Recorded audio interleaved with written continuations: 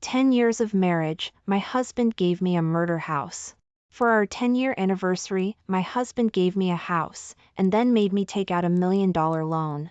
A month after moving in, I discovered that fewer than 3 families lived in the entire building, and even the neighboring building was gradually emptying out. I contacted the real estate agent to ask what was going on, only to find I'd been blocked. Then I went to the property management, and they looked at me as if they'd seen a ghost. Confused and unable to understand, I went to my husband's company, where I unexpectedly walked in on him and my best friend being intimate in his office. "Robert, when are you going to divorce Sarah? My belly is getting bigger by the day. I can't wait much longer." "Don't worry, just 3 more months at most. I've planned everything." Sarah looks so much like the victim. When the killer returns to the scene, she won't even know what hit her. What a move, using someone else to do the killing. Only then did I realize the house Robert gave me was a murder house. And I looked almost exactly like the victim. It must have been so difficult for him, putting so much thought into finding this murder house and giving it to me as a 10-year anniversary gift. He helped with the down payment, then tricked me into taking on the $1 million loan with ridiculous excuses like business is bad, I already have too many loans, and my credit isn't good. No wonder the real estate agent and landlord looked shifty and nervous when we signed the purchase contract, like they were ready to bolt at any moment. It was because they saw my face and were scared out of their wits. But for that dirty money, they kept quiet and hid everything from me. I also never imagined that Robert, the man I'd shared a bed with for 10 years, would do something like this. I had waited 10 years, dreaming of having my own house. Before I could even be happy, my heart turned to ice, as if I had fallen into a frozen abyss. For the past 10 years, I had scrimped and saved, working tirelessly to earn money to support Robert's business. When we got married, I ignored my family's objections and married him with nothing. When we first started the business, we were dirt poor, but we were still happy eating 3 pieces of bread a day. In our damp rental apartment, he would always tearfully hold my hand, pull me into a deep embrace, and say he would never let me down in this life and would always be good to me.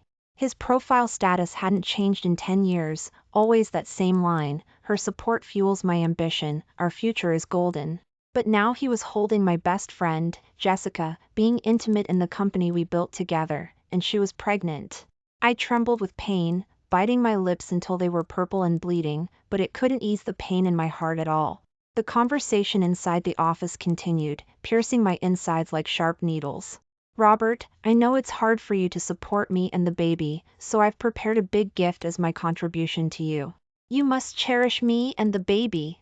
Robert looked heartbroken. "Why would you need to prepare any contribution?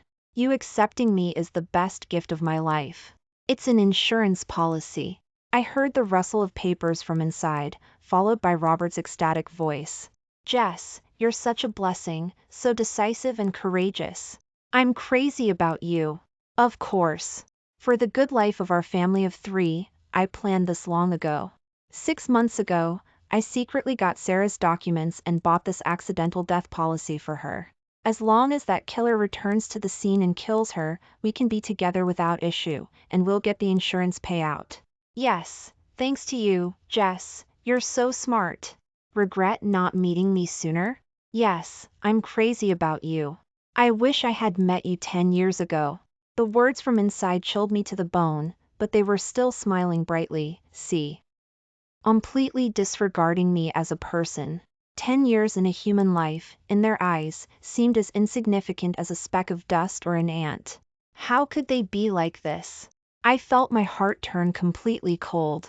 The stew I made for Robert, still in my hand, was now garbage. I poured it down the drain. Watching the rich stew I'd simmered for 3 hours flow down the drain filled me with a bitter feeling. 3 hours of effort was regrettable enough, but how much heartache was contained in those 10 years? I sat on the street for a long time, watching the busy traffic pass like a fleeting scene.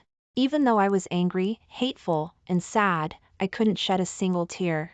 It turned out that when a person is filled with extreme grief and indignation, they truly can't even cry. I just felt like a zombie. After their intimate encounter ended, Robert finally remembered me and called me. "Honey, I was in a meeting all afternoon and just got home. Where are you? Why aren't you home? Robert was home, pretending to be the perfect husband again. I'm out shopping, I'll be back soon. I answered him flatly, my emotions already very low. He didn't notice anything and continued his act of affection. It's rare for my wife to be in a good mood to go shopping. This is when I, your husband, should step up. I'll transfer you some money right now, buy more of what you like, don't save a dime. Ding, PayPal instantly showed 52,000 had arrived. Robert told me to spend lavishly. I didn't know if this was a sign of guilt about my planned death, offering me a little comfort. Honey, you've worked so hard. You've sacrificed too much for me these past 10 years. Now that I'm making money, it's your turn to enjoy the good life. I laughed coldly, my heart suddenly dead. Even now, he was still putting on an act of loving me? After hanging up, I sat for another 2 hours, until the cold wind numbed me before I went home. The house was pitch black, not a single light on, Lou. T alone any sign of life. I couldn't find more than a few living people in the whole building. Since buying this house, Robert barely dared to come home. For the past month since we moved in, he was either working overtime or on business trips, rarely spending time at home. While sitting on the street, I used my phone to search for information about the murder in this house, but only found scattered rumors. I knew Robert must have suppressed the news about the murder case. His company was strongest in information data, suppressing news and doing public relations was easy for him, which is why the news of the murder house was hidden. Piecing together the scattered rumors, I learned that the previous tenant of this apartment was killed by her boyfriend. The boyfriend used a meat grinder to mutilate her body and flushed it down the drain before going on the run. The apartment was on the 16th floor. The victim's body parts were spread throughout the entire building via the drains and pipes. After the incident, residents complained that they heard mournful crying in the bathroom drain late at night. Dog owners said their dogs would bark uncontrollably after midnight. Panic spread among all the residents, and they went to the developer and property management to demand compensation and refunds so they could move out of the building. Eventually, these matters faded away, and the residents, unable to bear the horror, moved out one after another. Since the crime occurred, we were the only household that actively bought into the building. Feeling something was wrong, I frantically searched the house and finally found the purchase contract in the safe. I discovered that this house was bought for just the price of a down payment. And the $1 million loan I took out was all invested in Robert's company. Turns out, he had been deceiving me from the start. The 10-year anniversary gift, the house, the loan, it was all a scam. I felt utterly desperate. Why would he do this to me? Deceiving me over and over, constantly exploiting and bleeding me dry. Did he have no heart at all? At that moment, my suppressed emotions suddenly erupted. Tears streamed down my face in the bedroom, and I sobbed uncontrollably, my hands and feet twitching wildly from spasms. I felt like I was going to cry myself to death, suffocating from lack of air, when Robert sent me a message checking in. Honey, I made dinner and left it on the table. Remember to eat something. Seeing you were out shopping and hadn't come back, I didn't want to disturb your fun. I suddenly got assigned by the head office to attend a seminar, so don't wait up for me. The next second, my best friend Jessica's Instagram story update popped up. We had been best friends since college, sharing a dorm room for 4 years, always walking in and out together hand in hand, sharing everything. Our friends called us the ultimate best friends. We had each other marked as top contacts on all our social media apps and had special notifications for each other's Instagram story and posts, so her updates would pop up immediately. The moment Robert said he was on a business trip, Jessica also updated her Instagram story. She was sitting in the passenger seat, the background was blurred, and 2 hands, fingers intertwined, were visible, sweetly showing off their love. Loving me means taking me on trips anytime, anywhere. Another day of being spoiled. Even though only one hand was visible, I could tell at a glance it was Robert's hand. I remembered exactly where his mole was, which hair was shorter. The wedding ring indentation on his middle finger, which he had deliberately photoshopped out, clearly meant he had just taken off our wedding ring, signaling that he now belonged to Jessica. It took me a long time to calm down from the heartache. Once my hands and feet stopped twitching, I messaged Jessica. Oh, Our dear Jess's mysterious boyfriend is out and about again? WH. And are you going to introduce him to me? Jessica replied instantly, continuing the act of deep sisterhood with me. Soon. When the time is right, you'll be the first to meet him. After all, you're my ultimate best friend. Afterward, Jessica sent me many photos showing off her love, filled with all the gifts Robert had bought her. She was spending my hard-earned money, enjoying it without a shred of guilt. She also sent me her location, saying she was planning to travel to the Florida Keys for a few days to escape the cold weather in the city. If all went well, Robert was even planning to buy her a beachfront property there in her name. I actually laughed in anger. He gives me a murder house, but he gives her a beachfront property? Only someone as heartless as Robert could do something like that. I secretly checked the location tracking app linked to Robert and saw that he was indeed heading towards the Florida Keys, confirming that they were having an affair. I was furious, a surge of anger rushing to my head. I wanted to call Robert and confront him, tear him apart, when suddenly, the power went out in the apartment.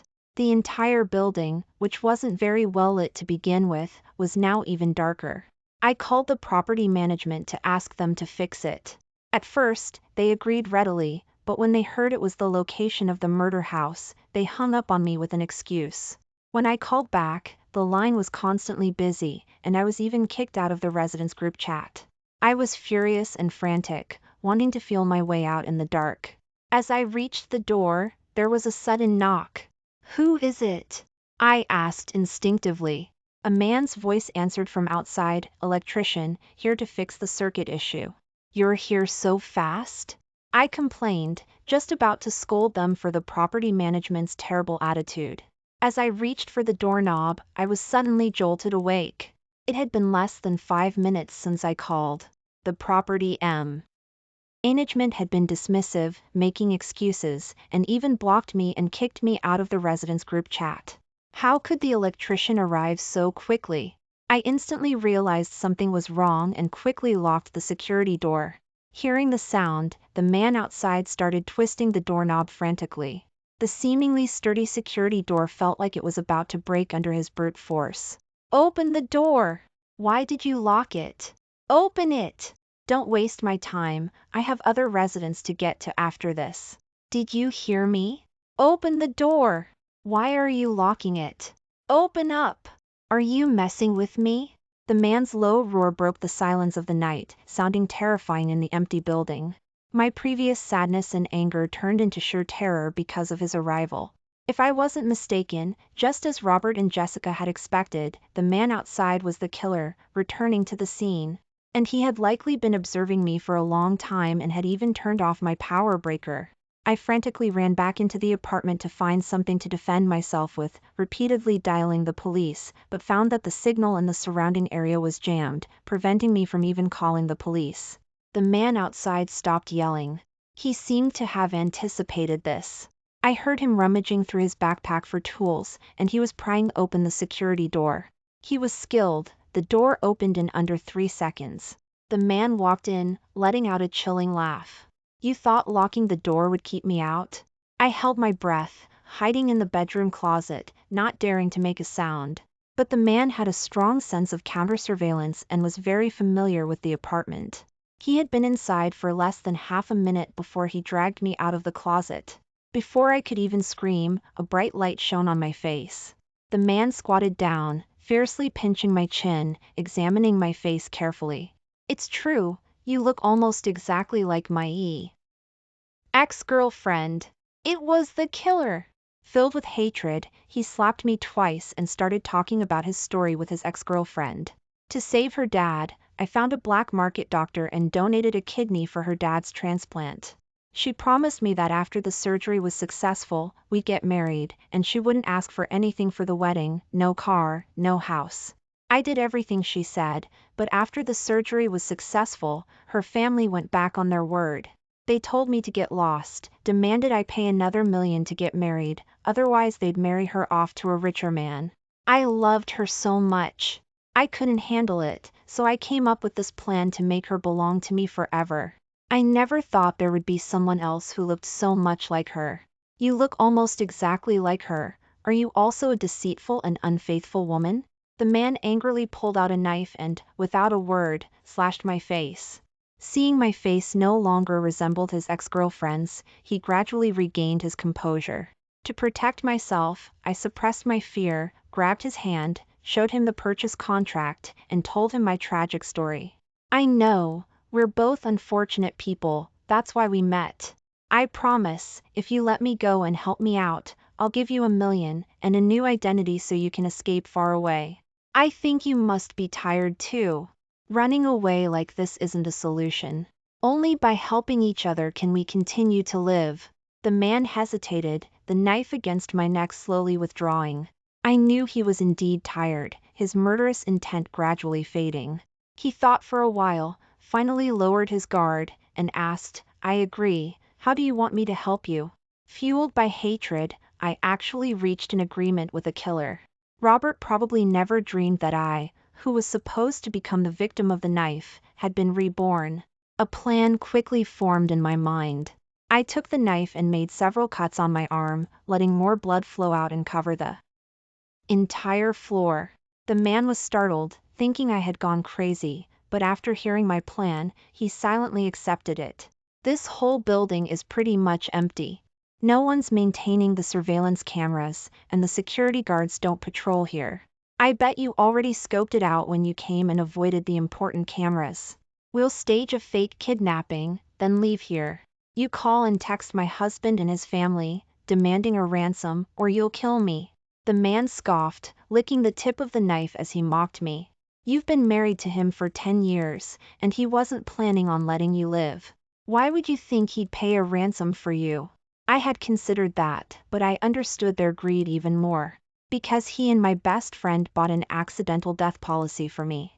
If I die unexpectedly without their knowledge, the policy will pay out. But if I'm kidnapped, and he and everyone around him are aware of it, he won't get a single cent of compensation. So he'll do everything he can to rescue me to still achieve their goal. If he chooses to call the police, this matter will become a huge scandal. His company, his reputation, everything will be ruined. He's worked for 10 years to achieve this success, he won't give it up easily. Plus, I'm the legal representative of the company and I've taken out several loans for him. Although he could use my situation to gain sympathy online and ride a wave of traffic for profit. That's why you need to do a second thing after kidnapping me, anonymously expose his affair with my best friend, drawing them into the trap. They'll naturally be afraid to go public. I rattled on, but the man didn't seem to understand much. He was full of rage and didn't have many thinking cells. He just coldly retorted, all right, I don't understand all that talk. Just tell me what you want me to do, and I'll do it. We quickly faked the kidnapping scene. Then I found a suitcase, curled up inside it, and let the man carry me out of the neighborhood. Hiding in the suitcase, I was anxious and filled with mixed emotions, having no idea if the plan would succeed or if my life would be spared. Next to such a volatile killer, my life felt like it was held in his hands. But I had no choice. Between two deaths, I had to choose one path. With 10 years of love gone, I couldn't trust Robert anymore. I could only place my hope of survival in the hands of a killer. After a bumpy ride, the man finally let me out. Along the way, the man told me his name was Mark, and he used to be an engineer. During his time on the run, he either hid in the mountains or in abandoned water towers or manholes. The dirty sewers had become his only route, so he chose the sewers for our escape route as well. The moment I got out of the suitcase, the smell from the sewers was so foul it made me want to throw up. Mark laughed at me from the side. What's wrong? You can't handle a little hardship? I've spent many foul-smelling days down here. He longed for freedom and regretted his past actions. He also saw me as his salvation. To be honest, I was planning to kill you today. I noticed you the moment you moved into this apartment. You have the same face as her and live in her apartment, living a life poles apart from mine. I wanted to kill you for a long time. I thought she hadn't died, but I killed her with my own hands. I watched myself flush her down the drain. How could she not be dead? She couldn't have come back as a ghost to get revenge, could she? But when I was about to kill you, your bravery and intelligence made me realize you really aren't her. She was deceitful and unfaithful. Before she died, she begged me for mercy and fear, not at all like you, courageous and resourceful. Mark probably hadn't talked to anyone for a long time. In the foul-smelling sewers, he kept talking to me about many things, but ultimately, he had only one goal. I've set up the trap you planned, all that's left is for them to fall into it. So don't forget your promise to give me a new identity and let me escape far away. I nodded to show I understood, ready to see step by step what Robert would do. Mark used my phone to send the kidnapping messages to them, along with a photo of me. Robert's parents read the message but didn't reply. Jessica pretended she didn't know anything. Robert replied, "Honey, stop kidding. Is this a new April Fool's Day prank?" He cleverly deflected the danger, thinking I was just teasing him, not taking it seriously at all. Mark then sent a photo of my bloodstained living room, demanded a $5 million ransom, and sent all the evidence of his and Jessica's affair. Soon after, Jessica deleted her Instagram story, blocked me, cleared all chat history, and removed our special notifications for all social media accounts. She was smart and realized something was wrong. She had started protecting herself. Robert also panicked. He actively sought to make peace and appease Mark, then started playing the victim, saying he didn't have $5 million, only $80,000 on hand, which he sent to Mark first. He said he would try his best to gather the rest, whatever amount he could get. He said he would contact my family as soon as possible to ask them to help find a solution, but in reality, he wanted to share the responsibility. But Robert didn't know that 10 years ago, when I married him with nothing, I had already fallen out with my family. I had gambled my whole life then, believing we would eventually overcome our hardships, but now that things had come to this, my family was only left with heartbreak. While Robert was trying to gather the money, the news of his and Jessica's affair was spreading like wildfire. Robert tried to suppress the news, but he couldn't compete with Mark, who was also an engineer. Mark, with a few keystrokes, overshadowed Robert's efforts. I hid with Mark, moving from place to place. My wounds were starting to fester. And I had a persistent low fever. The antibiotics I had brought with me were all used up, but my condition wasn't improving. To put pressure on Robert, I had Mark send him another message from my phone. "Have you prepared the rest of the money? Today is the final deadline. If you make any more excuses, I won't hesitate to expose all your secrets. I know everything, including why you bought this house. If you don't meet my demands, I'll kill your wife today, leaving you with no wife and no money. Then I'll kidnap the one you cherish. Killing her and the baby won't be fun for you." Ultimately, Robert still cared for Jessica and the child in her belly. In our 10 years of marriage, I had been pregnant several times, but each time Robert had used excuses like "the company is in its growth stage, I don't have the energy," or "I'll give you and the baby a better life after I make money," asking me to give up the child. The last 2 times, I had miscarriages due to poor health, so I never had a child. Now that Jessica was pregnant, he treated her like a treasure, only showing me pity because of her.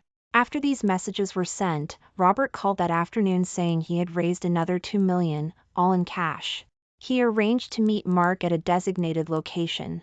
Mark had strong counter-surveillance skills and set up several checkpoints, successfully retrieving the $2 million. He returned through the sewers, running back excitedly with a large bag of money, his eyes finally showing a glimmer of hope. "It worked! Just as you said, it worked. We have money!" Mark excitedly opened the money bag and dug down, his smile instantly freezing. Beneath the top layer of real money, the bag was filled with fake bills used for practice. There was only about $20,000 in real money in total, and there was a location tracking device hidden beneath the bills. Soon after, police sirens sounded above us, and we were quickly surrounded. Mark instantly upped it in rage, his face contorted as he glared at me. "Damn it! How dare you trick me? Didn't you say he wouldn't call the police? Were you both playing me?" I didn't, I really didn't." Mark's true nature was exposed. He didn't listen to my explanation at all, raising the knife and rushing towards me fiercely, intending to end my life with a single stab. I scrambled and crawled frantically through the sewers like a rat, but Mark grabbed my ankle and dragged me back. During the struggle, the knife slipped from Mark's hand. Seizing the opportunity, I threw myself on top of him. The knife plunged deep into Mark's chest. He struggled for only 2 seconds before losing all strength. Soon, the stench of the sewers was replaced by the smell of blood. The police quickly came and rescued me first, then took Mark away to the emergency room. On the way, Mark died from blood loss after his heart was punctured. The moment I learned Mark was dead, the weight on my heart lifted. Unable to hold on any longer, I passed out. When I woke up again, I didn't know how many days had passed. The first thing I saw was Robert standing by my hospital bed, offering fake sympathy. "You're awake. Honey, you really scared me. Are you feeling better? You've been unconscious for 3 days." Robert leaned in to hug me and kissed my forehead, making me want to vomit. I immediately questioned Robert. "Why did you call the police? The kidnapper almost killed me. If I hadn't fought back, I'd be dead by now. Did you really want me to die?" Robert looked innocent. "Honey, I didn't call the police. What are you talking about? Of course I knew you were in danger." I was practically in tears. "I was on a business trip before you were kidnapped. I'm still out of town. I couldn't get there in time. So I called Sarah's parents and asked them to help figure something out. I never expected them to call the police. They really didn't care about your life at all." Just then, my parents walked in, slamming several documents onto Robert's face, stopping him from trying to sow discord. Should I not call the police and just let that murderer keep hurting my daughter? Robert, what were your intentions? Do you really think the Sarah family has nobody? Look for yourself. What kind of house did you buy? This is a murder house. You bought it for a low price of $200,000, tricked my daughter into taking out $1 million loan, and made her live alone in a murder house, and she happens to look exactly like the victim. Are you going to tell me it was all a coincidence, and that's why she got into trouble, and it has nothing to do with you? And just wash your hands of it? You're absolutely heartless." Seeing my parents stand up for me, tears streamed down my face. My mom came over and hugged me, saying that during the 3 days I was unconscious, she had already investigated the truth of everything. I didn't need to worry about the rest. They would handle it for me. Robert was also stunned, seeing the secret he and Jessica were hiding being exposed. He was extremely flustered. He had thought that because I had married him with nothing years ago, I had completely fallen out with my family, and no one cared about my life or would stand up for me. Robert panicked and immediately swore to me. "I didn't, honey, I really didn't. I didn't know about any of this." Before I could speak, my dad rushed forward, grabbed him by the collar, and severely beat him. "Didn't know? You still say you didn't know? Still lying through your teeth at this point? We've already talked to the previous landlord and real estate agent. You paid them off and suppressed the news about the murder house. We have all the evidence. You just wanted to trick my daughter into moving in and then use someone else to kill her. You already anticipated that the killer, full of resentment, would return to the crime scene, so you and Jessica bought an accidental death policy for her together. You even made excuses about being afraid the killer would kill her and stopped us from calling the police, just because you were afraid the accidental death policy wouldn't pay out, right? You didn't care about my daughter's life at all. We've also investigated your little affair with Jessica. Jessica was my daughter's best friend, but she turned out to be just as shameless, getting pregnant with you. But don't worry, we absolutely won't let Jessica's child be born. She should have already had the abortion procedure." Robert was beaten until he lost 2 teeth. He crawled up from the ground, his mouth full of blood, and didn't deny any of the facts. At this point, he only cared about one thing. "What did you say? What did you do to Jess?" My mom smiled coldly and didn't answer. She immediately made a phone call. 2 minutes later, a nurse delivered a styrofoam cooler to my mom.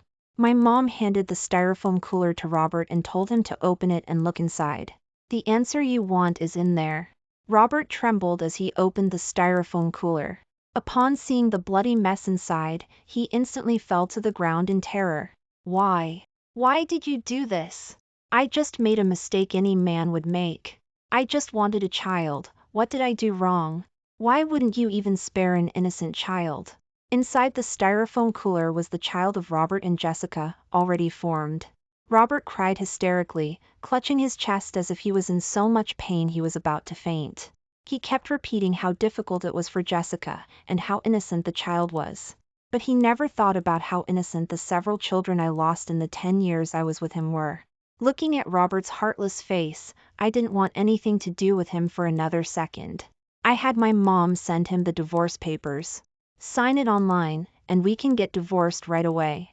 Robert furiously clicked open the divorce papers, intending to sign, but his arrogance weakened by half when he saw the property division. His face was swollen, and he almost crawled to my side, quickly making his decision. Divorce? Why would you divorce me? Honey, I know I made a mistake any man would make, but you've already nipped that mistake in the bud. Now that Jessica and my child are gone, you still want to divorce me? How can you? I apologize to you right now, forgive me, and we can still continue our life together. We have 10 years of history, we've been loving each other until now. I just made a small mistake. I admit I was wrong and I'll change, and I'm willing to come back to this home. That should be enough for one forgiveness. Honey, can you really bear to leave me? But I can't live without you. I can't accept divorcing you, I refuse. Robert continued to say many things, pretending to be affectionate, completely oblivious to what he had done. I knew he saw that the property division was entirely in my favor.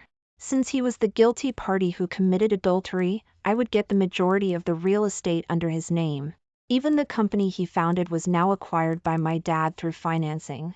He also just found out that my dad was the chairman of the head office. All along, my dad had given him a share out of consideration for me, barely keeping the company afloat. Otherwise, with his abilities and funds, it would have been impossible for it to survive until now. In the end, he had nothing left. After divorcing me, he would only get a small amount of money. He was unwilling and regretted it. He even showed his determination in front of us, dumping the child he had just been holding and weeping over into the trash can and kicking it away fiercely. Honey, look, I love you. I love you with all my heart. What child, what Jessica, they were just passing through my life. I don't care about them at all, it was just a fling. Honey, we've been married for 10 years, don't you understand my heart? Everything I'm saying is true. It's all that best friend of yours who had bad intentions, she kept seducing me in secret, that's how I got involved with her. Honey, as long as you're not angry anymore, I'm willing to hold a press conference to apologize to you. I'm willing to apologize to you online, until you're satisfied. But I don't want a divorce. I truly can't live without you. Please don't divorce me, okay? Robert crawled on his knees step by step towards my hospital bed and took out our wedding ring from his pocket, trying to awaken my memories of loving him. Honey, you promised me before, no matter what mistake I make, as long as I beg you with the wedding ring, you'll give me another chance. So now I'm holding the wedding ring, cashing in that promise. Please don't divorce me, okay? Just then, someone staggered into the hospital room doorway and grabbed Robert, slapping him wildly. Robert! How could you do this to me? You were the one who crossed the line first, you said you loved me, that's how we started this affair. I got pregnant out of wedlock for you, I became the other woman for you, but you're blaming everything on me? Our child was already formed, Sarah's parents pressured me into having an abortion, and you didn't even ask about me? Are you even a person? That was your child too. Just days ago, you were stroking my belly and saying you'd be good to us. For you, I gave up the opportunity to study abroad. The news about me being the other woman has spread online. The company was the first to lay me off, and even my brother's career prospects were ruined because of me. Now my parents want to disown me and won't let me go home, and you can still say things like that? Jessica, who had just undergone the abortion procedure, rushed over. Her pants were stained with blood, her face pale and colorless, a pitiable sight, but Robert didn't pay any attention to her. He even shoved Jessica fiercely, wanting to throw her away like trash. Get lost! If you hadn't gotten involved in my relationship with Sarah, how would we have ended up like this? You deserve this fate, it's your own fault. Robert cursed Jessica with many foul words, deliberately saying them for me to hear, trying to show his determination in front of me and seek my forgiveness. I smiled coldly, tossing the wedding ring he had put in my hand into the trash can as if it were garbage. Stop kidding, Robert. You're worse than garbage, and you want me to forgive you? You and Jessica are a foul and nasty pair, a match made in hell. You deserve each other. If you don't agree to the divorce, I have plenty of ways to make you agree. Stop trying to ruin my life. Robert was still unwilling to give up on winning me back, but Jessica suddenly started bleeding heavily and was rushed to the emergency room. After a 2-hour surgery, the doctors had to remove Jessica's uterus to barely save her life. My parents arranged for me to transfer hospitals and recover at home overnight. 2 days later, they hired some people to teach Robert a lesson and finally got him to sign the divorce papers. After divorcing Robert, the company fell into my hands. I rebranded the company, hired a new team, and started my own new life. On the day of the new company's grand opening ceremony, Robert, who was unwilling to give up, suddenly showed up at the company entrance. He was disheveled, ragged, and his eyes were filled with resentment. I thought he was going to ruin my new company's grand opening ceremony and was about to call the security guards, but Robert grabbed me and pulled me aside to ask a question. After the divorce, I thought about it for a long time and couldn't figure out what was wrong, but last night, I finally understood. How did you survive that killer? He saw you living in his ex-girlfriend's apartment, with a face just like his ex-girlfriend's, and he actually managed not to kill you? Tell me, what trick did you use? Are you hiding something Rom me? Did I end up like this because of some trick you used? Robert frantically shook me, demanding the truth, but this secret, I wouldn't even tell my parents, let alone him. His plan was indeed perfect. There was almost no possibility of my survival. Perhaps fate took pity on me, betting my entire life's luck on Mark, allowing him to spare my life. The freedom I had promised Mark, for him to escape far away, vanished with his accidental death. I was free, and he was free too. This secret would never be known to anyone, nor would anyone know that the 80,000 ended up in my hands.